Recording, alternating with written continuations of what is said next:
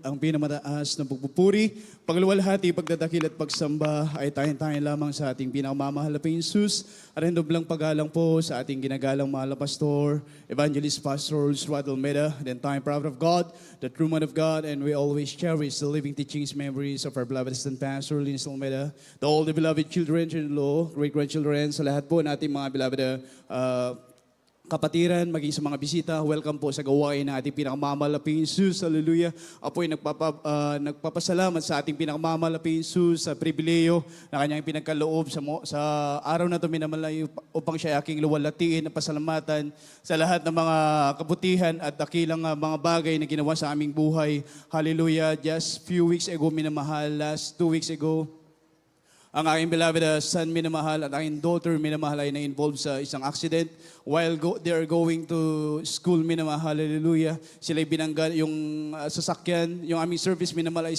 binangga ng isang truck minamahal na napakabilis minamahal. Hallelujah. Sa himalang kaparaanan lamang ng ating pinakamamalapin Jesus, sila'y nagtamo ng mga pasa. Ang beloved son, minamahal talagang makita mo sa mukha niya yung mga pasa minamahal. Ngunit hallelujah, sa prayer nating beloved na world pastor, sila'y pinangingatan ng ating pinakamamalapin Jesus. Hallelujah. Talan yung truck na yun, minimal talagang ang bilis niya dahil hinahabol niya yung kanyang oras. And yet, yung driver ng sasakyan minimal is naka-signal na minimal para pumasok sa gate ng school minimal. Hallelujah. Then, talagang bumaliktad yung sasakyan minimal, pero hallelujah, ako ay nagpapasalamat sa ating pinakamamalapin Jesus na tayo'y cover ng prayer ating beloved honorable pastor. Hallelujah.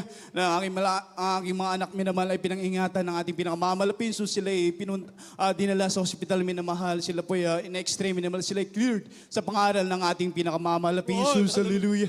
Pinapasalamatan ko rin sa ating pinakamamalapin Jesus. Hallelujah. Last pandemic, minamahal, hallelujah. Panglingkod, minimal talagang bilang isang Kristiyano. Ako po nagtrabaho sa isang private sector, minamahal. Sa field ng engineering, minamahal, hallelujah. Doon ako yung nagtatrabaho sa isang developer, minamahal. Last few years, nung time ng pandemic, talagang ni-required nila yung vaccine minimal. No vaccine, no work minamahal. Pero ang turo ng ating parents sa the Lord minamahal, sa Diyos lang talaga tayo umasa. Yung kagalingan at saka yung gamot minamahal, sa Diyos lang talaga tayo umaasa minamahal. Hallelujah. Andun na yung pinanghawakan ko, yung turo ng ating parents sa the Lord, and beloved Mama dear, beloved honorable pastor, hallelujah, na ang Diyos na ating pinaglilingkuran ng makapangyarihan, hallelujah. Hindi po ako nagpa-vaccine sa madaling salita minamahal. So sa madaling salita, minamahal talagang tatanggalin ako that time, minamahal din. Tinanggal din sa akin yung, tinanggal din yung pangalan ko that time sa lineup ng promotion that time, minamahal. Dahil wala po akong vaccine, minamahal. Pero hallelujah, ang himalang kaparaanan ng ating pinakamamalaping Jesus, hallelujah. Doon na hinipo yung director, minamahal, yung aking direct superior minimal na pinag-work from home po ako minimal. Hallelujah. Yun ay pinapasalamatan sa ating pinakamamalapin Jesus. Hallelujah, na hindi po ako tinanggal minimal because sa himalang kaparaanan ng ating pinakamamalapin, pinagyan po ako ng maayos na schedule at magamit sa kanyang banalubasan minimal nakadalo ng 3 times a week minimal. Hallelujah, na pinapasalamatan sa ating pinakamamalapin Jesus. And same thing last pandemic minimal. Hallelujah.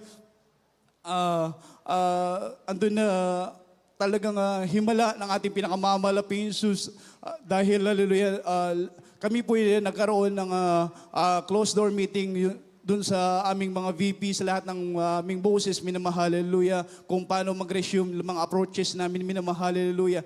Then, the following day, minamahal, nalaman namin na isa doon sa kasama na namin, doon sa conference meeting na yun, minamahal, hallelujah, doon na 30 that time kami, minamahal, yung isa, minamahal is abo na po, mga minamahal. Ibig sabihin, kinuha dahil sa COVID, minamahal. So, lahat minamahal lang involved that time sa meeting na yun, minamahal talagang dadaan sa swab test. Kung may magpa-positive ako, yung mataas ang probability, minamahal, na unang mag-positive, minamahal, dahil the night before the swab test, minamahal, andun na ako po'y inaapoy ng lagnat, minamahal, hallelujah. Ngunit, hallelujah, tunay na dakilang ating pinaglilingkurang Diyos nung time na ako po'y sinaswab test, minamahal. Ando po'y na ako po'y isa sa mga nag-negative, minamahal, hallelujah. Pinapasalamatan sa ating pinakamamahal na Jesus. Dahil, hallelujah, sa prayer lamang ng ating beloved Honorable Pastor, tunay, minamahal, ay tinuro nila, hallelujah, ang totoong paglilingkod sa ating pinakamamahal na Jesus, hallelujah. At ayun ay pinapasalamatan sa ating pinakamamahal na Jesus at tinuruan din tayo na ating mga magulang sa ating pinakamamahal na Jesus kung paano pangalagaan at paano pangalagaan yung kaligtasan nating hallelujah. Nasumpungan dito sa panalagawain na ito dahil sa aking trabaho. A few years, last year, minamahal ito talaga andun yung mga hindrances, minamahal, hallelujah. Andun dahil that time ako ay isang project manager sa isang malaking company din. Meron akong project director, minamahal na direct superior ko, minamahal, hallelujah. Andun na hindi talaga kaaya-aya yung kanilang mga ginagawa. So, sa madaling salita, minamahal, hallelujah, makukompromise yung aking pagiging Kristiyano kung pipirmahan ko yung mga ilalabas nilang mga gamit, minamahal. Pero ako'y nanalangin sa ating pinakamamahal na Jesus, hallelujah, na panghawakan niya ako. At ako'y nagpapasalamat sa ating pinakamamahal na Jesus na ako'y cover na prayer natin, beloved Honorable Pastor, hallelujah. Hallelujah, tinuro nila yung totoong paglilingkod, itinuro nila kung paano magmana ng buhay na walang hanggan, hallelujah, mamuhay na may kabanalan. Yun ay aking pinapasalamatan sa ating pinamamalabs na pinanghawakan ako ng ating pinakamamalapin Jesus sa madaling na minamahal. Umiling po ako sa ating pinakamamalapin na mag-resign na sa company na yan. Kung kalooban niya, bigyan niya po ako ng trabaho na makakadalo ko 3 times a week and magamit sa kanyang banal na gawain, minamahal, hallelujah. Doon na sa, hallelujah, prayer natin, beloved Honorable Pastor, hallelujah. Doon na pinakalawan po ako ng hanap buhay na maluwag ang aking schedule. Hawak ko yung aking schedule, minamahal, maging yung aking kinikita, minamahal, doble, triple, minamahal. Yun ay pinapasalamatan ko sa ating pinakamamahal na Jesus, hallelujah. Pinapasalamatan ko sa ating pinakamamahal na Jesus way back 2018, minamahal. That time ay talagang pupunta na ako that time sa Middle East, minamahal, dahil before last 2018 talagang doon din na sinubok ako financially, minamahal. Ang alam ko, ang tanging alam ko lang talaga na solution that time, mag-abroad ako, minamahal, hallelujah. Because that time, minamahal talaga in demand yung engineering sa dako ng Middle East that time, minamahal. So, nakapag-process na ako ng mga application. So, talagang approaching na ako sa medical, minamahal. So, at that time, minamahal, nag-fasting po ako, nag-aalay po ako ng ayuno, dapat sa dako ng Tarlac, minamahal. But that, it happens, minamahal, na sinisimulan yung chapel natin doon, minamahal. So, yun pala yung kaparaanan, minamahal, para tawagin ako ng ating pinakamamahal na Jesus, di man karapat-dapat, hallelujah, na magamit sa kanyang banal na basahan, hallelujah, sa kanang aking minamahal, wala po makakaya. Ang Diyos lamang ang nagbibigay ng karunungan, hallelujah. At pinapasalamatan ko yan sa ating pinakamamahal na Jesus dahil sa more than 5 years na kami, sa 10 na kayo makasama, minamahal, na pagpo-volunteer, nakita namin, ipinakita ng ating pinakamamahal na Jesus kung paano siya mag-provide, minamahal, sa lahat ng mga pangailangan ng churches, minamahal. Dahil sa dako ng Tarlac, minamahal, hindi ko sinasabi na sobrang hirap ng church. Sinasabi ko lang that time, it happens, minamahal, na walang hawak ang church, minamahal, na malaking pera para bumili ng lupa, magpatayo ng malaking sambahan, minamahal. Pero hallelujah, tunay ang turo ng ating parents in the Lord na magtiwala lamang sa ating pinakamamahal na Jesus. Hallelujah, panghawakan natin yung pananampalataya na itinuro ng ating parents in the Lord, minamahal.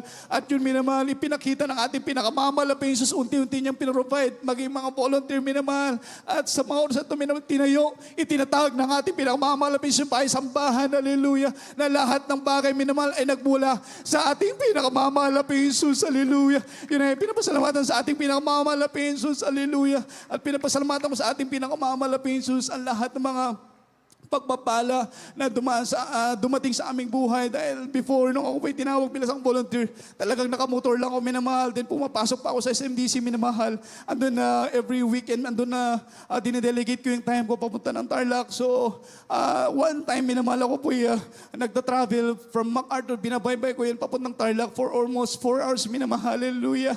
Ang himala ng ating pinakamamahal po, Jesus, wala. Hindi po ako nakaramdam ng pagod o takot, minamagkus, enthusiasm. Yung pinagkaloob ng ating pinakamamahal po, Jesus, hallelujah. habang ako po'y naglalakbay, minamahal, hallelujah, sa MacArthur, nagtanong ako sa ating pinakamamalaping Sus kung karapat dapat rin ba ako magkaroon ng sasakyan, hallelujah, hallelujah. So unat panalangin natin kinagalang mahal na pastor. After 1 year, minamahal nung ako po'y nag-pray, minamahal pinagkalooban po ako ng brand new na pickup, ginamit yung aking company. Amen. Oh, Then the Lord, following Jesus, year, Lord, muli, minamahal, brand new ulit na pickup ang pinagkaloob ng ating pinakamamalaping Sus. Yan ay pinapasalamatan sa ating pinakamamalaping Sus at pinapasalamatan ko ating pinakamamalaping Sus. Last 2020, minamahal ang aking beloved son, minamahal na kainom yan ng Luzon Rocks, minamahal, hindi niya alam na nakakalason yun, minamahal, hallelujah. So sa madaling salita, while andun na lumabas ako, minamahal, dahil that time ongoing yung Zoom meeting namin. Hallelujah, lumabas ako, nararatel sila sa bahay, maging yung aming mga kasama sa bahay, talagang nararatel, minamahal. Lagi ito nga, beloved son, minamahal, talagang nagpa-vomit, andun yung kanyang pagdudumi, minamahal. Talagang namumula na yung kanyang mukha, din yung kanyang bibig talagang nag-violet, minamahal. Ako'y, hallelujah, nalalangin sa ating pinakamamalamis, kami nagsisi sa lahat na aming mga pagkukulang, nilens namin yan.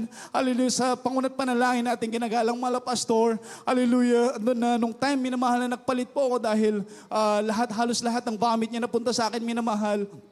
Nung hinanap ko siya, minamahal, doon na naglalaro ng ibig sabihin, pinagaling ka agad ng ating pinakamamalaping Jesus, hallelujah. Yan ay pinapasalamatan sa ating pinakamamalaping Jesus, pinapasalamatan ko sa ating pinakamamalaping Jesus, hallelujah, na nagkaroon tayo ng tunay na magulang sa ating pinakamamalaping Jesus, hallelujah.